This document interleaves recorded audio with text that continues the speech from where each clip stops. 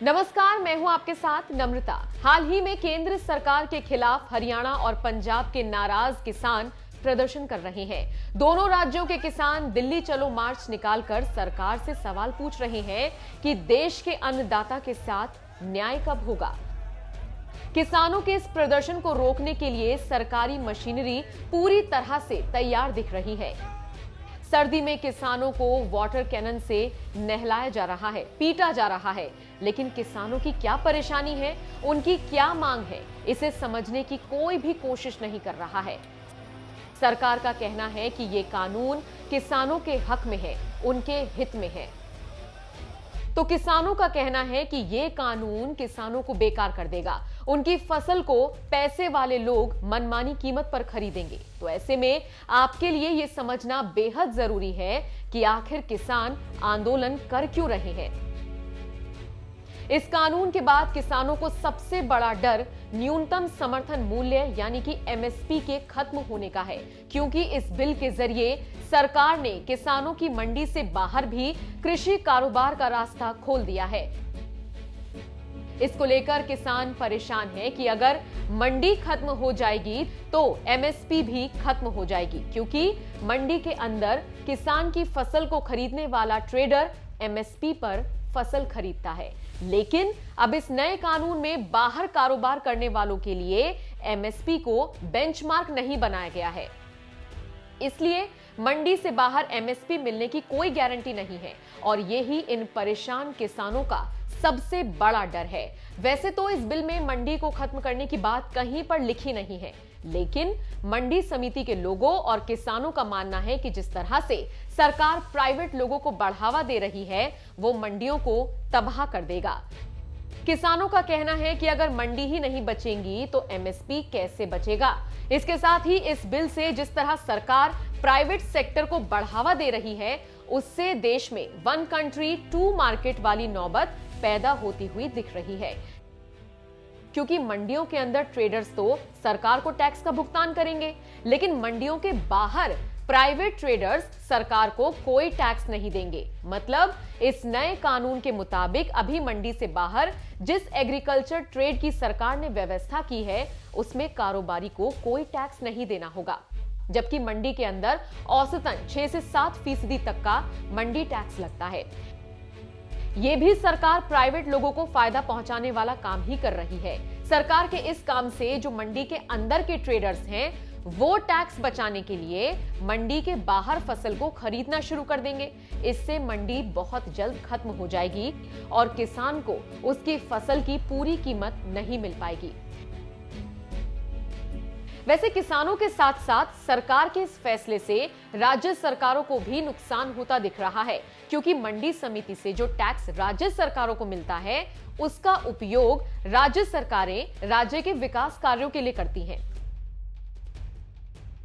लेकिन अगर सरकार को टैक्स ही नहीं मिलेगा तो राज्य सरकारों को भी परेशानी का सामना करना पड़ेगा। इतना ही नहीं, इस बिल के एक अध्यादेश में किसानों से अदालत में जाने का हक भी सरकार ने छीन लिया है।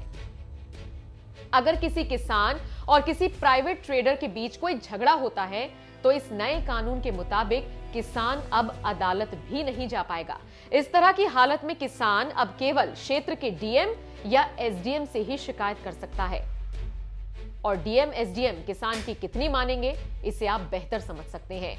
अगर हम आखिर में इस पूरे मामले का निचोड़ आपको बताएं तो सरकार इस बिल में जिस बात को नहीं लिख रही है, उसी का किसानों से वादा कर रही है, और सरकार का यही वादा किसानों को डरा रहा है। सरकार अपने बयानों में लगातार किसानों को यह भरोसा दिला रही है कि ना तो एमएसपी खत्म होगा और ना ही मंडियां। सवाल यही है कि अगर सरकार अपने बयानों में इस बात को कह रही है तो सरकार को यह बात अपने इस बिल में लिखनी भी चाहिए थी। किसानों को पता है कि अगर आज वो सड़कों पर नहीं आए तो हमेशा के लिए सड़क पर आ जाएंगे। अगर आज किसान अपने हक के लिए नहीं लड़े तो वो बर्बाद हो जाएंगे। बस यही किसानों का डर है और यही इन सर्द रातों में किसानों की सड़कों पर आने की वजह है। वैसे दोस्तों, आप किसानों के लिए बनाए गए इस कानून को लेकर क्या कहना चाहते हैं? क्या सरकार को इस कानून में एमएसपी को ऐड करना चाहिए था? अगर सरकार ने एमएसपी को इस कानून में ऐड नहीं किया तो क्या सरकार की मंशा पर सवाल खड़ा करना सही है या नहीं? क्योंकि ये सच है कि किसान जिंदा रहेगा तो देश भी जिंदा रहेगा।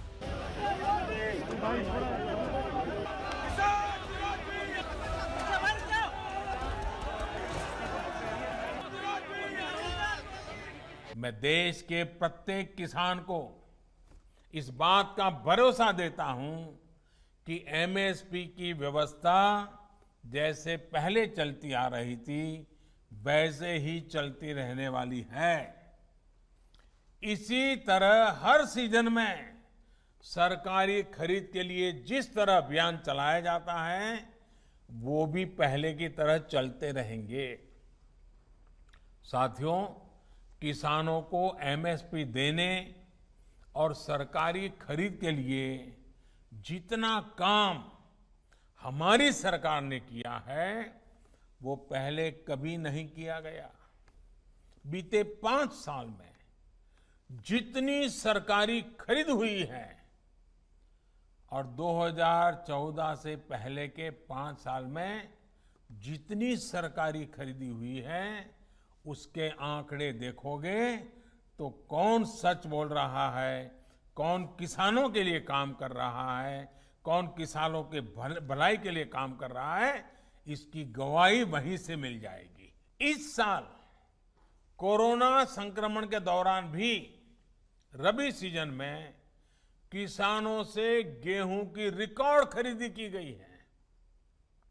इस साल रबी में गेहूं, धान, दलहन और तिलहन को मिलाकर किसानों को 1,13,000 करोड़ रुपए एमएसपी पर दिया गया है। ये राशि भी पिछले साल के मुकाबले 30% से ज्यादा है। यानी कोरोना काल में न सिर्फ रिकॉर्ड सरकारी खरीद हुई बल्कि किसानों को रिकॉर्ड भुगतान भी किया गया है। मैं 2 टूक शब्दों में तहे दिल मैं देश के किसान भाइयों को संदेश देना चाहता हूं, किसी भी सूरत में एमएसपी खत्म नहीं होगी। इतना ही नहीं, एपीएमसी जो है उसकी व्यवस्था भी किसी भी सूरत में खत्म नहीं होगी। यह मैं पूरी तरह से देश के किसानों को आश्वस्त करना चाहता हूं, अपने किसान भाइयों को। मैं भी किसान